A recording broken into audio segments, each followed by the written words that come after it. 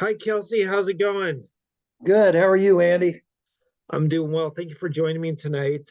You sent out a email about an article that you wrote discussing inflation, and well, discussing a lot of things, but really would like to do with you is a lot of people mistake inflation with price increases. Could you just give us your definition again, or give me your definition, man to man, why that is wrong and how you define inflation? Let's start right at the beginning. Inflation is the debasement of money by government and central banks. Um, and that happens via expansion of the supply of money and credit. And that is intentional and continuous. The debasement of the money by expanding the supply of money and credit leads to loss of purchasing power of all the money in circulation because it cheapens that value of existing money. And that results in higher prices as part of the effects of the inflation. The inflation is the act of creating additional money and credit. And again, all governments do that. They have their reasons for it. We can talk about that if you'd like. Yeah, I'd like to talk about that. Why exactly is that the case then? All governments do that. Um, Governments spend money. They like to spend money, and creating money allows them to finance their own plans for expansion and an increase in power and control. That's just the nature of governments. They continue to grow regardless of what intentions were originally. So in order to finance their plans, they have to inflate the money supply. It's they don't like to have restraints. Yeah, If they promise to do something or it's going to cost money, whatever the logic or intentions are, or whether it sounds favorable to some or not, that's what they do. right. And in order to finance those plans, they expand the supply of money and credit continuously. Today, the setup is through a central bank, modern central banking. It's a little different, but the examples of inflation go back thousands of years. It used to be that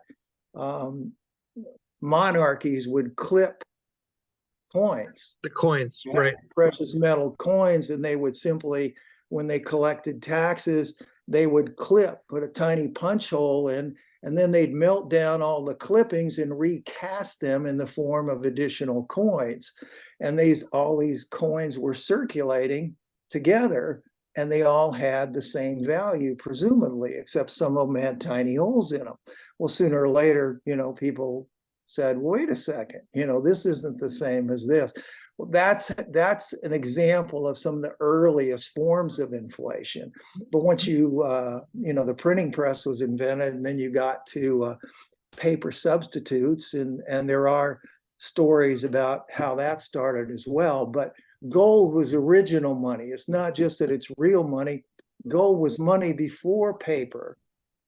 Everything else, all governments inflate and destroy their own currencies, and all those currencies are substitutes for real money, which was gold.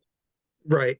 So, yes, I would say. And then the next question that I'd like to ask is, how does this relate then in regards to me and my family, or me and my portfolio? How do I position that? So it sounds to me like if government's going to continue to clip the coin, per se, relatively speaking, in today's, but also real, that's a very real thing. It sounds to me like you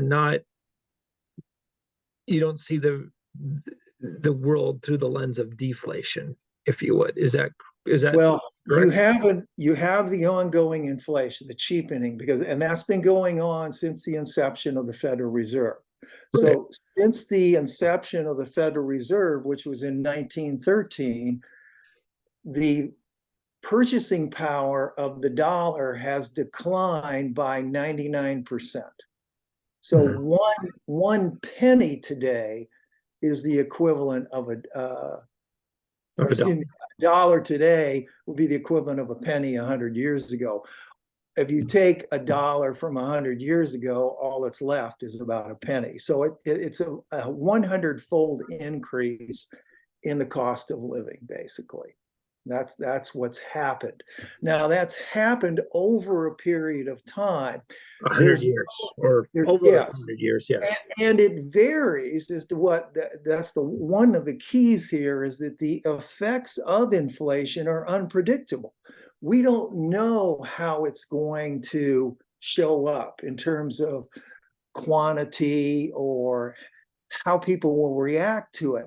So you have stages where there are more extreme increases for periods of time. And then the Fed will step in and try to modify that. They are simply fighting the effects of the inflation they've already created. That's what they're doing. But it's an ongoing deterioration, and that's there. So you can look at it on a long-term basis, but you can't assume that if there was a 50% increase in the money supply, that you're going to see a 50% increase in prices next year. It doesn't work that way. So from a standpoint of an investor, as long as there's a reasonably moderate inflation over time, you do the same things you would. You make the investments in real investments like stocks and real estate and other things. But you have to prepare yourself for, in some ways, for those possibilities. What happened is we've reached a point now, though, where the world is so dependent on credit that anything that restricts it or makes it more costly could cause an implosion. Right. And that's, correct me if I'm wrong, that's somewhat of what we've seen just recently in like the regional bank crisis. Oh yeah, absolutely. These are all symptoms of a financial system that's fragile, and part of it is attributable to fractional reserve banking. Yeah. So yeah, I get it. So that really leads me to really two questions. Then, is we had a Fed meeting today, and there's a pause, and I'm not trying to ask you what the Fed's going to do next. but what I'm curious about is, in your opinion, is like we can look back over the last 12 months, and we've had a very aggressive Fed raising rates, making money more expensive, if you would. So we had a regional banking crisis that seems contained. Maybe it's not, but I'd like your opinion on that. Is like, are things breaking or still breaking, if you would, because money became exceptionally cheap, which it seems our economy was addicted to cheap money. And now, relatively speaking, it's become significantly more expensive. And what I mean, relatively speaking, just relative to the past 24 months or so, 36 months. Right. There are several things here, but I want to paint a picture first that might help for the train of thought as we progress logically. And that is to think of drug addiction. With addiction to drugs of any or anything like that, the first time you get some type of a positive upbeat, there's an advantage that makes you feel good, okay, right. In most cases. But each time you lose more and more of that impact. Yeah, I can tell from coffee. I drink coffee. Yeah, I mean, it's like you can't get the same impact that you did from the first cup of coffee. Right. And so in order to maintain, you have to have more. See, the government has to inflate. The Federal Reserve has to increase the supply of money and credit by a certain amount on an ongoing basis just to maintain the level of things. Right. Because we've got that into the system.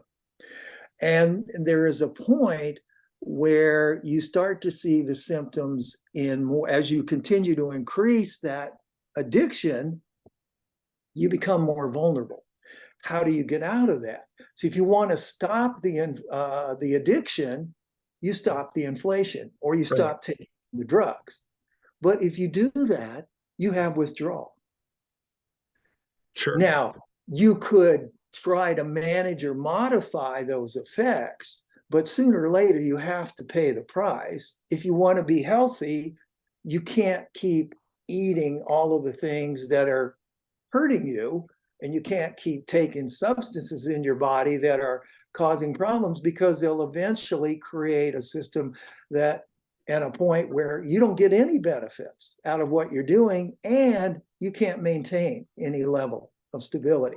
So I think we're at a point now where, for the last several years, all the Fed can do is put out fires. And if you look back at events like the Great Recession, whether it's things that happened in the 70s, the failure of long-term capital, some of the big hedge funds in the 80s, and you've got the recession, you had all these things were credit induced. Right. And so it's liquidity. Liquidity is a bigger issue. Everybody focuses on the supply of money and the effects of this inflation, but people need money. There's a demand for it. And since it's all credit-based, we are much more vulnerable to a credit collapse and an implosion of the system, rather than the runaway inflation that some talk about. So it would be like similar to, again, using your analogy of a drug addict, you're stopping the drug, if you would. The Right. Fed is stopping the drug, but then the patient or the drug addict goes into cardiac arrest. That would be an implosion. Then that's what you're seeing. I guess the analogy would be in our economy is just a seizing up of the credit systems, because money's now too expensive to borrow. Is that exactly correct? The Fed is trying to manage the effects of what is happening as a result of the past 100 years right? It's been a complete abdication of fundamental economics, because sooner or later it can't work continuously. There has to be a cost paid at some point. So since the effects of inflation are cumulative, they also become more volatile. So that's why we get the extremes that we do. And then when the government and the Federal Reserve go in and create programs that make credit available to everyone at every level of life for ordinary necessities and everything else, they become hooked. So our world economy functions on credit. And we've passed the point where that now it's like $1, it takes $1.30 or 40 cents of credit to give us $1 of productivity. It's no longer profitable, but we're doing it because we can't keep the system going. Yeah. So let's game this out then. So, in your view, then, where are we at now? And I'm not by any means alluding that we're at a doom and gloom inflection point, although you might think that. But where are we at now? We had some bank runs, for lack of a better word, this spring, recently. And again, things have, I'm using air quotes, stabilized. Right. But yet the Fed is still come out. They didn't hike today, but they come out with hawkish statements. So where are we at in this, again, this end game, or are we in an end game, if you would, right now, in your mind? I think it's more a matter of probability than picking or saying, well, within the next 6 months or the next year.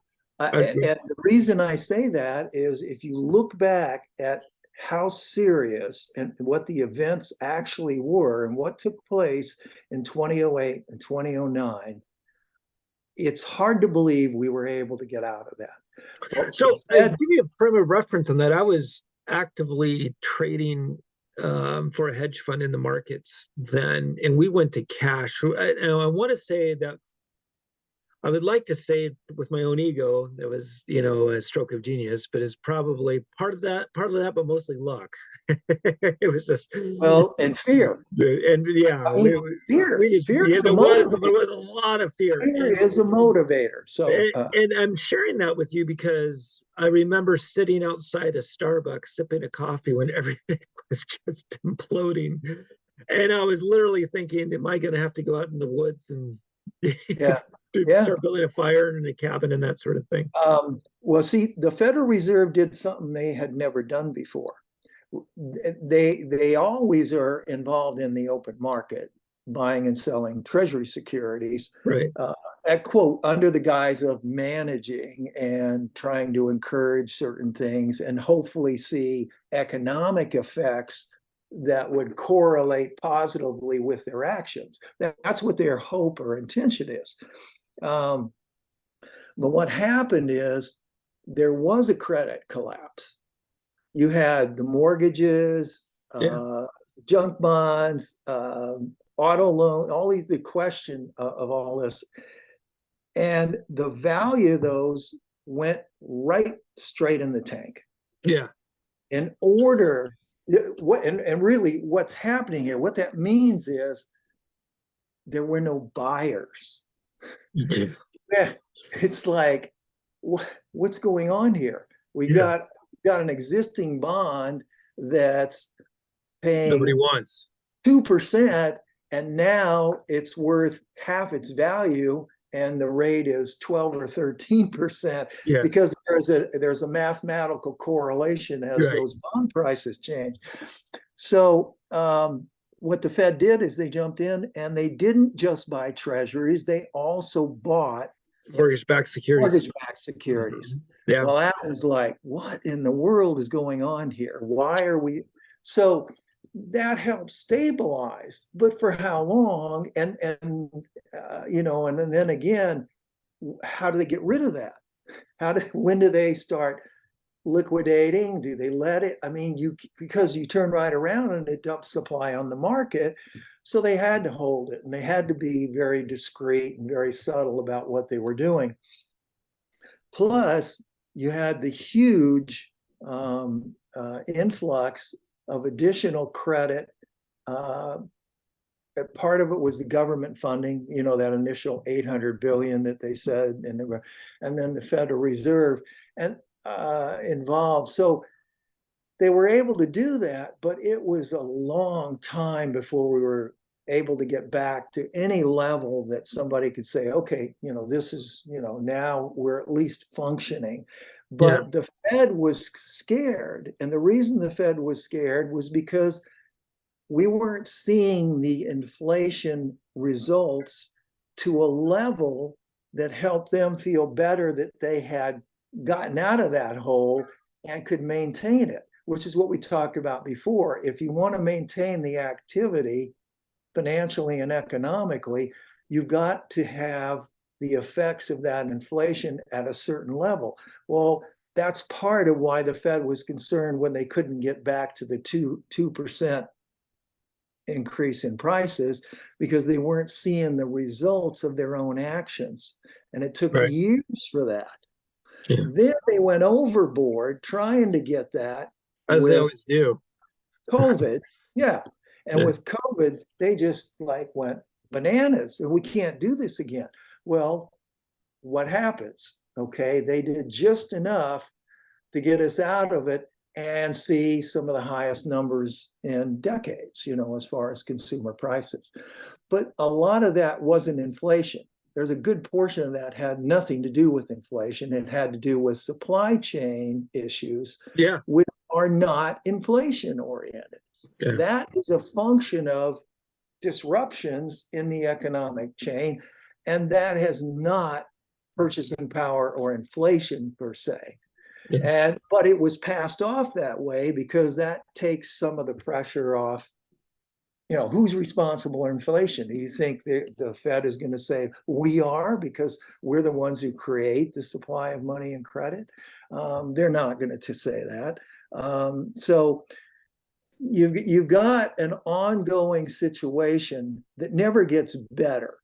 Right. There's ebb and flow, but you continue to lose the purchasing power. The hope is that they can carry that on indefinitely or kick the can down the road. And we've seen examples of that. But I think we're closer and closer to a point. And if you look at it, the crises come much closer together now, and they're more extreme when they occur. So yeah, there's definitely a lot more volatility. yeah, Not to much interrupt more you. volatility. Much more volatility. Yeah, so again, we're closer to a tipping point, I guess. That's your view of then is where we're at. There's no really way to go.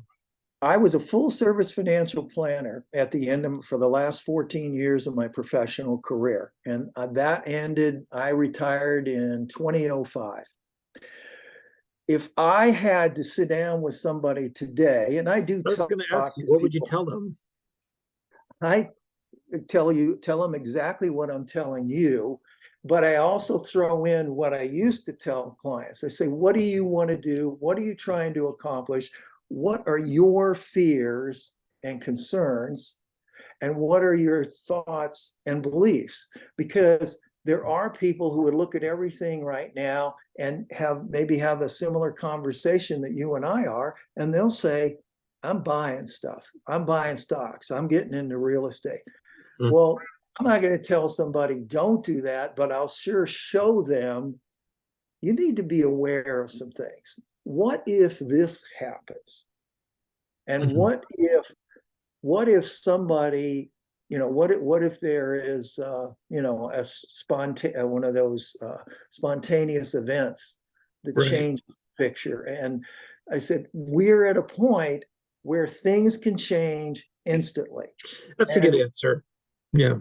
I would be very, very concerned if somebody, I would want them to know this, and I would tell them that strictly from a planning perspective, you need to allow for the possibility that you might wake up one day and find out that the stock market is down 50%.